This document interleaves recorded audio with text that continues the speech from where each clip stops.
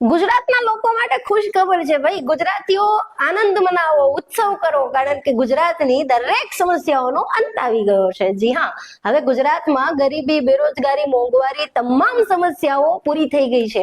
આપણને ખાડા વગરના રોડ રસ્તા મળી ગયા છે, મજબૂત પુલ મળી ગયા છે. આપણે ત્યાં હવે આ પ્રકારની કોઈ કૃત્રિમ દુર્ઘટનાઓ ઘટતી નથી. દારૂ વેચાવાનું બંધ થઈ ગયો, ડ્રગ્સ મળવાનું બંધ થઈ ગયું. ગુજરાત એટલું બધું ખુશહાલ છે જ્યાં શિક્ષણની, સ્વાસ્થ્યની કોઈ સમસ્યા જ નથી. અને આ બધી જ સમસ્યાઓનો અંત આવી જવાથી આપણી મીડિયા અને સરકાર એ હદે નવરી પડી ગઈ છે કે એની પાસે રાજકારણ કરવા માટે કે સમાચાર બતાવવા માટે મુદ્દા નથી બચ્યા. વિચાર તો કરો. અને આ પ્રકારના કોઈ મુદ્દા ન હોવાથી આપણી મીડિયા અને સરકાર એક MLA ના નિવેદનને મુદ્દો બનાવીને અત્યારે મીડિયા ગજાવી રહ્યા છે. જી હા, હું વાત કરું છું વડગામના MLA જિગ્નેશ મેવાણી દ્વારા અપાયેલા એ નિવેદનની, જેનો વિરોધ કરવા માટે સરકારે પોલીસ પરિવારને સામે કર્યા છે. જિગ્નેશ મેવાણી જે અત્યારે દારૂના અડ્ડા બંધ કરાવવા માટે સક્રિય છે, લોકોની મદદ કરી રહ્યા છે, અને આવા જ એક કાર્યક્રમ દરમિયાન એમણે એવું નિવેદન આપ્યું હતું કે પટ્ટા તમે લોકોએ પહેર્યા છે, તમારા પટ્ટા ઉતરી જશે, મારા નહીં. તમારા પટ્ટા ઉતરશે એટલે કોના પટ્ટા? એ પોલીસ અધિકારીઓના જે પોતાની રહેમ નજર હેઠળ દારૂના ધંધા થવા દે છે, બુટલેગરોને છાવરે છે, ડ્રગ્સ વેચાવા દે છે, આવા ભ્રષ્ટ અધિકારીઓના પટ્ટા ઉતરી જશે. શું આ વાક્યમાં કોઈ ખરાબી છે? આમાં કોઈ એવું ગુનાહિત કૃત્ય થઈ ગયું છે કે આપણા નાયબ મુખ્યમંત્રી હર્ષ સંઘવીએ આને સંસ્કાર સાથે જોડી દીધું કે અમુક લોકો પાસે ડિગ્રી હોય છે પણ સંસ્કાર નથી હોતા? હવે આ લોકો પાસે રાજનીતિ કરવા માટે પણ મુદ્દા નથી કે કોઈ પણ વસ્તુનો વેલિડ તર્ક વાળો જવાબ આપવાનો, એના બદલે ક્યારેક સંસ્કાર ઉપર લઈ જાય છે, ક્યારેક પોલીસ પરિવારને આગળ કરીને આવા નકામા વિરોધ કરાવડાવે છે. તમે પહેલી કહેવત તો સાંભળી જશે, ચોર કી દાઢી મેં તિનકા. મતલબ આ તો એવું જ થયું ને, જે લોકો વિરોધ કરવા આવ્યા છે સામે ચાલીને શું એવું જતાવવા માંગે છે કે હા, અમારા ઘરના જે લોકો પોલીસ ડિપાર્ટમેન્ટમાં કાર્યરત છે એ આ પ્રકારના ગુનાહિત કૃત્યો સાથે સંકળાયેલા છે કે આવા ગુનેગારોને, બુટલેગરોને છાવરે છે. જો આનો જવાબ ના હોય તો તમારે પછી આવા નિવેદનનો વિરોધ કરવા માટે રોડ પર આવવાની પણ કોઈ જરૂરિયાત નથી, કારણ કે જે નિવેદન આપવામાં આવ્યું હતું એ સમગ્ર પોલીસ અધિકારીઓ માટે આપવામાં આવ્યું નહોતું. જે ભ્રષ્ટ છે, જે દારૂ ના ધંધા થવા દે છે, એમના માટે આપવામાં આવ્યું હતું. તો એનો વિરોધ કરવા માટે સમગ્ર પોલીસ પરિવારની મહિલાઓને તમે આગળ કરી દીધી.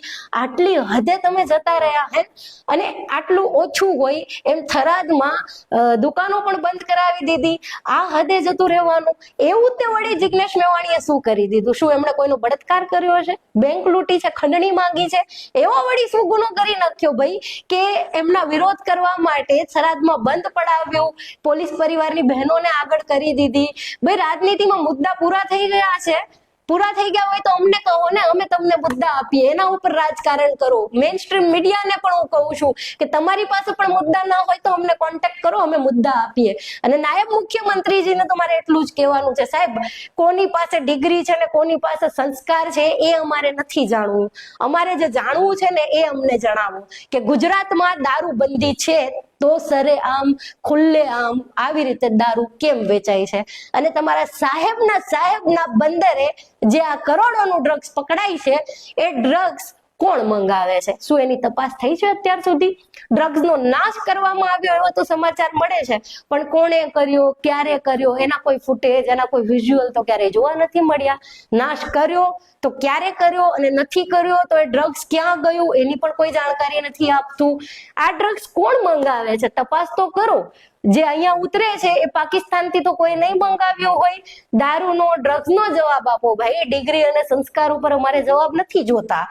5 વર્ષમાં ગુજરાતમાં જે ગોઝારી ઘટનાઓ બની હતી, ચાહે તક્ષશિલા હોય, ચાહે મોરબીનો બ્રિજ હોય, ચાહે હરણી બોટકાંડ હોય, ચાહે રાજકોટનું ગેમ ઝોન હોય, ચાહે એ સળગતી હોસ્પિટલ હોય કે ડીસાની ફેક્ટરી હોય, આ બધામાં જે લોકો ભોગ બન્યા હતા એમને ન્યાય મળ્યો કે નહીં? એમાં જે લોકો સંડોવાયેલા હતા એ લોકોને સજા મળી કે નહીં? એનો જવાબ આપો. અમે એનો જવાબ માંગીએ છીએ. શાળામાં શિક્ષકો પૂરતા નથી અને જે છે એને પણ તમે BLO ની કામગીરી માટે લગાડી દીધા, તો શિક્ષકોની ભરતી કેમ કરતા નથી? અમને એનો જવાબ આપો. જે છેવાડાની શાળાઓ છે, ખાસ કરીને આદિવાસી જિલ્લાઓમાં, ત્યાં તો બિલકુલ શિક્ષકો નથી, ક્યાં તો એક શિક્ષકના ભરોસે શાળાઓ ચાલી રહી છે. અરે શિક્ષકો તો છોડો, શાળાનું મકાન પણ ઢંગનું નથી, ક્યાંક ખંડેર હાલતમાં છે તો ક્યાંક તો છે જ નહીં, ઝાડવા નીચે બાળકો ભણે છે. તો આ લોકોને એક વ્યવસ્થિત પ્રાથમિક સુવિધાઓ વાળી શાળા ક્યારે મળશે એનો જવાબ આપો, અને દરેક શાળામાં પૂરતા શિક્ષકો ક્યારે મળશે એનો જવાબ આપો. ગુજરાતમાં તમે કોઈ પણ કચેરીમાં કામ કરાવવા જાઓ, ચાહે આરોગ્ય કેન્દ્રમાં જાઓ, ચાહે જન સુવિધા કેન્દ્રમાં જાઓ, કલાકો સુધી લાઈનમાં ઉભવાનું. શા માટે ઉભવાનું? તો કે સ્ટાફ નથી.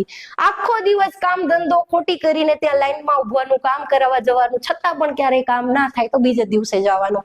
તો શા માટે આ કચેરીઓમાં સ્ટાફ નથી? ભાઈ ભરતી કેમ નથી કરતા એનો જવાબ આપો. એક બાજુ બેરોજગારોની ફોજ છે, શિક્ષિત બેરોજગારો જેમની પાસે નોકરી નથી, એક બાજુ કચેરીઓમાં લોકો હેરાન થાય છે કારણ કે સ્ટાફ નથી.